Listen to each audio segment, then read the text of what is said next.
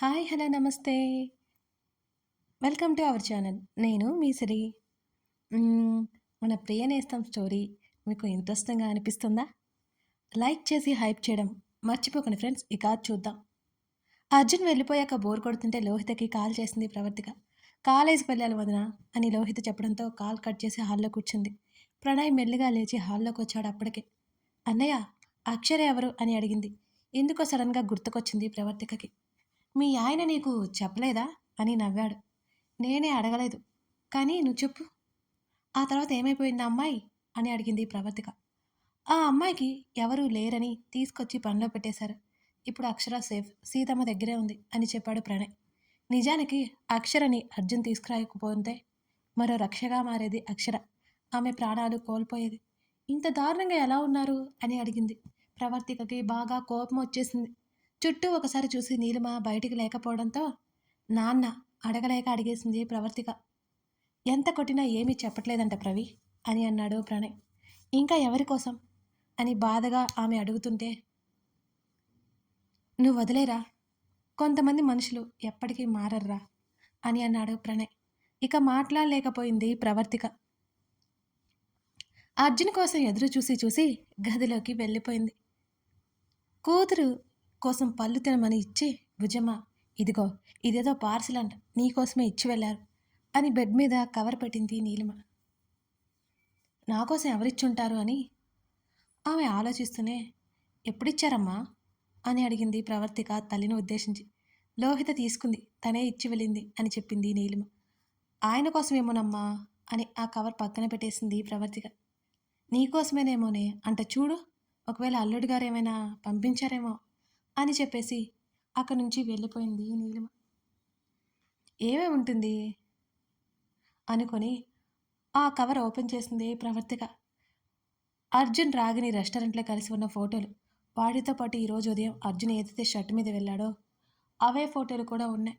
రాగిని చేతులు పట్టుకుని కూర్చుని మాట్లాడుతున్నట్టుగా ఉన్నాడు అర్జున్ ఆ ఫోటోలలో. వెంటనే అర్జున్కి కాల్ చేసింది. అతను లిఫ్ట్ చేయలేదు. ఆయన్ని నన్ను విడదీయడానికి చేస్తున్నారనుకుంటా. అయినా ఈ అమ్మాయి మళ్ళీ ఆయన్ని ఎందుకు కలిసినట్టు అని ప్రవర్తిక ఆలోచిస్తోంది. అర్జున్ కోసం ఎదురు చూస్తూ తినకుండా అలాగే నిద్రలోకి జారుకుంది ప్రవర్తిక. చేతులకి చల్లగా తగులుతుంటే మెలకువ వచ్చింది ఆమెకి. మెల్లిగా కళ్ళు తెరిచి చూడగా అరచేతికి గోరింటాకు పెడుతూ కనిపించాడు అర్జున్. ఆనందానికి అవధుల్లేవు ఆమెకి. గబుక్కున లేచి కూర్చుంది. ఎప్పుడు వచ్చారు అని అడిగింది నవ్వుతూ ప్రవర్తిక. అరగంట అవుతోంది అని తన వైపు చూసి చిరునవ్వు నవ్వాడు. నా కోసమే తెచ్చారా? సంతోషం పట్టలేకపోతుంది ఆమె. మరి అని అతను అడుగుతుంటే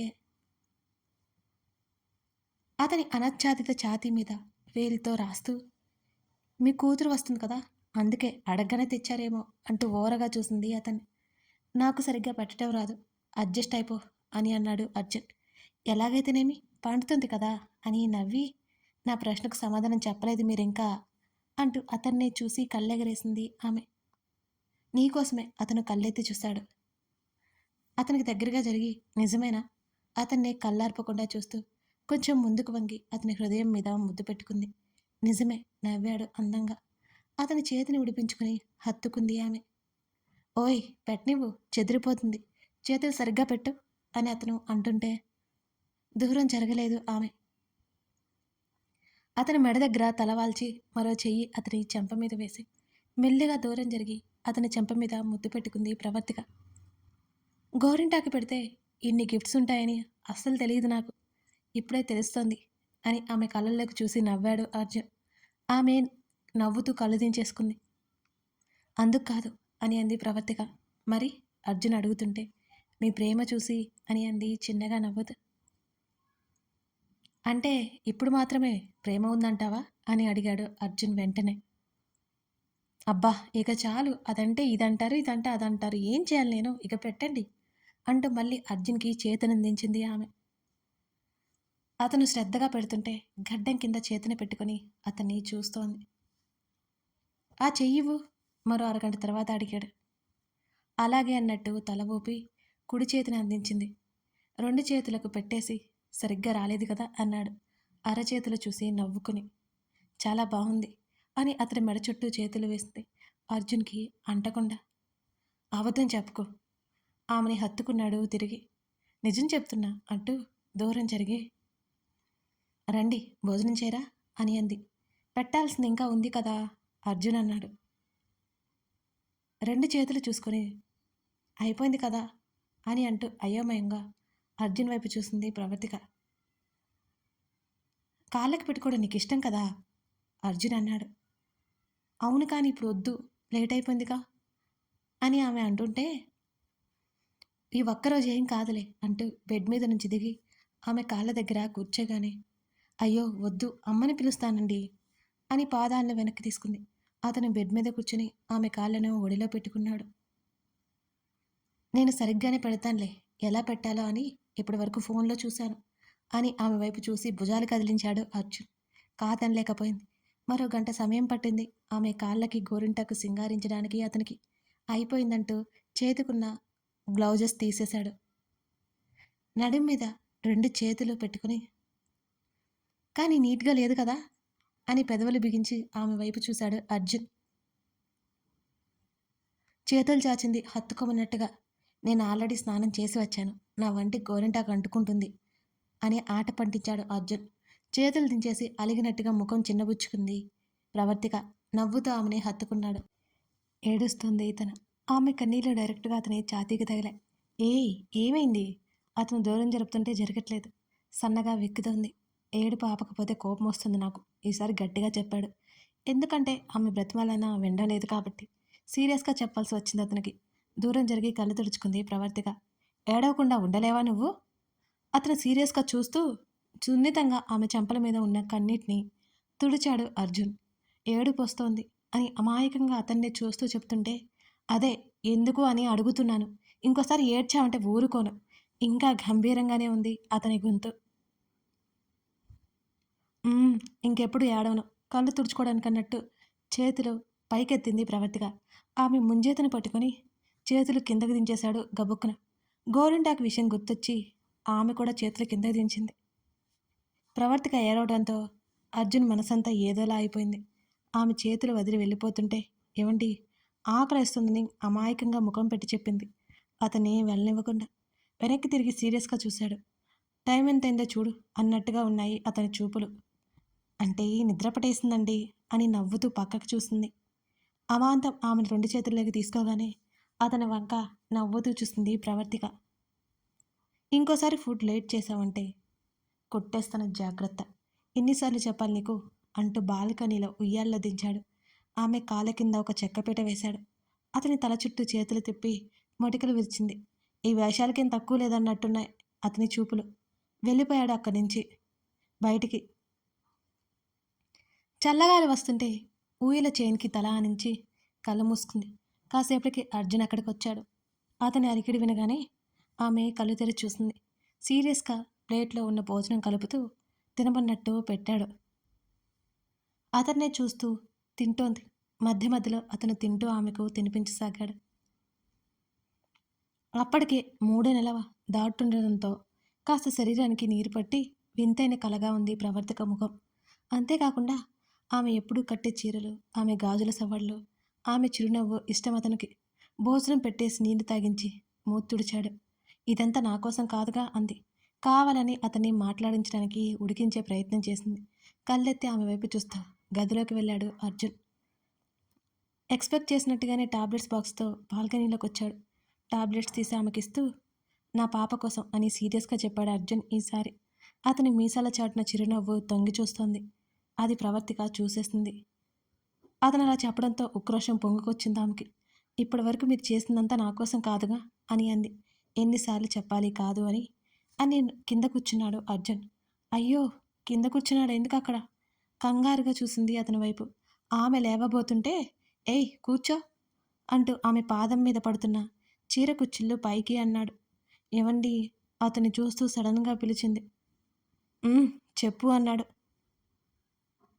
డ్రెస్సింగ్ టేబుల్ దగ్గర ఒక పార్సిల్ ఉంది చూడండి అని చెప్పింది ప్రవర్తిక.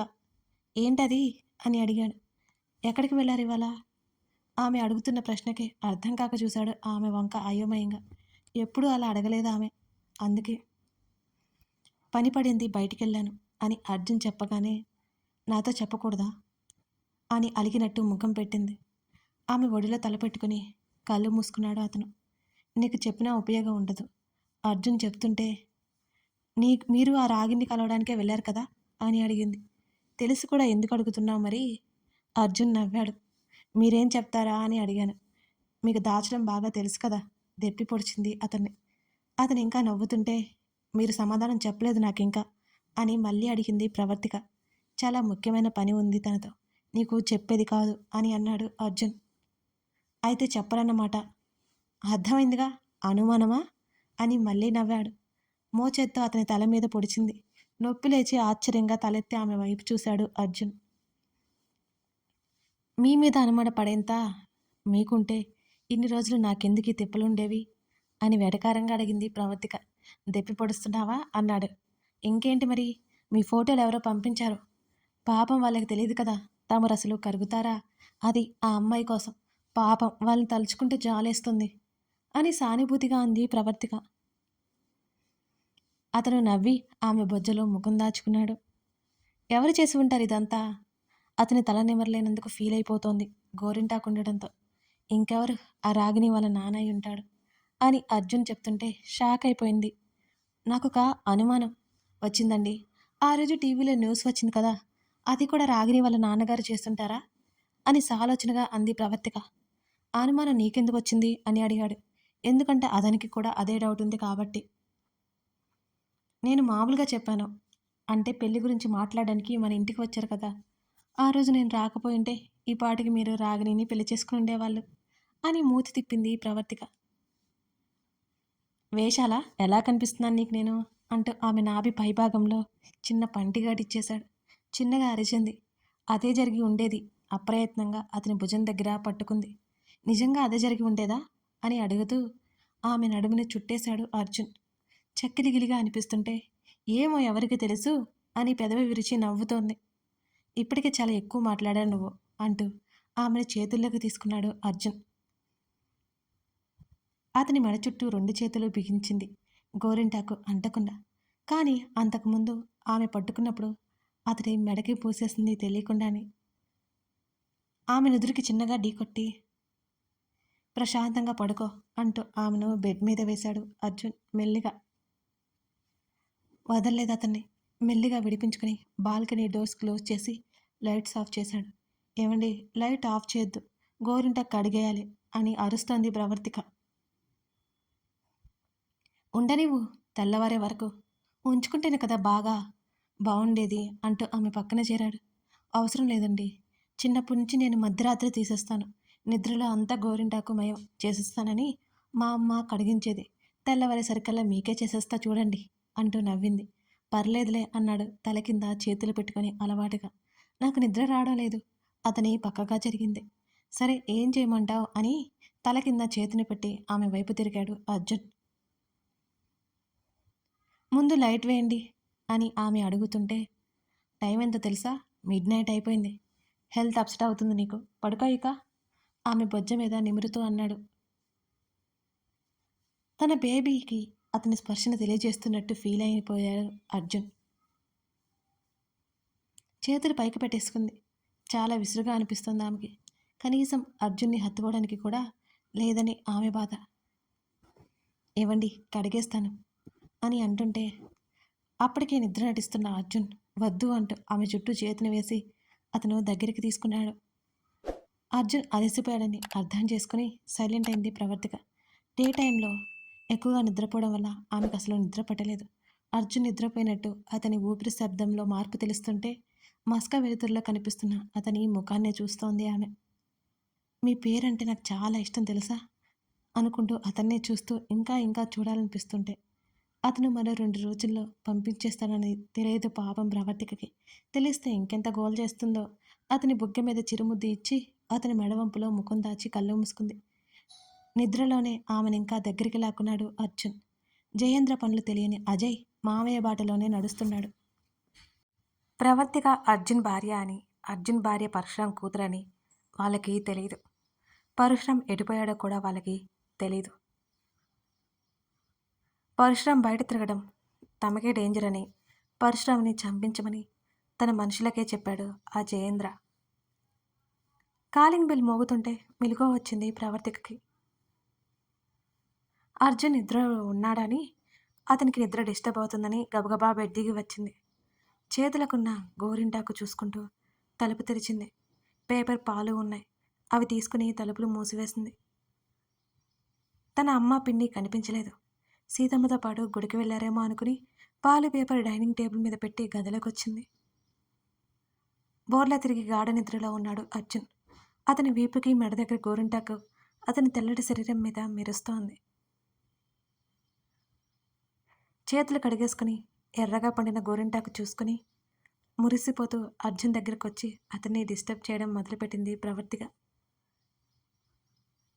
ఆమె వైపు తిరిగిన అర్జున్ని చూస్తూ నవ్వుకుంటూ అతని ముక్కు మీద వేలితో రాస్తోంది. ఆమె చేతిని నెట్టేశాడతను. ఏవండి అంటూ అతని భుజం దగ్గర ముద్దు పెట్టుకుంది. ప్రవర్తిక నడుము చుట్టూ చెయ్యేసి లాక్కున్నాడు దగ్గరికి. నడిస్తున్నారా అని అడిగింది. ఎస్ అన్నాడు కళ్ళు తెరవకుండానే అతను. కథ కొనసాగుతోంది. మీకు స్టోరీ నచ్చినట్లయితే మన ఛానల్ని సబ్స్క్రైబ్ చేసుకోవడం మర్చిపోకండి. అలాగే మీ లైక్స్, మీ కామెంట్స్ అసలు మిస్ చేయకండి. ఈ మధ్య లైక్ దగ్గర హైప్ అనే ఆప్షన్ వస్తుంది కదా, దాన్ని అస్సలు మిస్ చేయకండి. అవే కదా మన స్టోరీస్ని మరికొందరికి వెళ్ళేలా చేస్తాయి. అసలు మిస్ అవ్వకండి ఫ్రెండ్స్, సరేనా? అలాగే మన ఛానల్లో ఇంకా కొన్ని కథలున్నాయి. ప్లేలిస్ట్కి వెళ్ళండి, మీకు అన్నీ కనిపిస్తాయి. వెళ్తారు కదూ?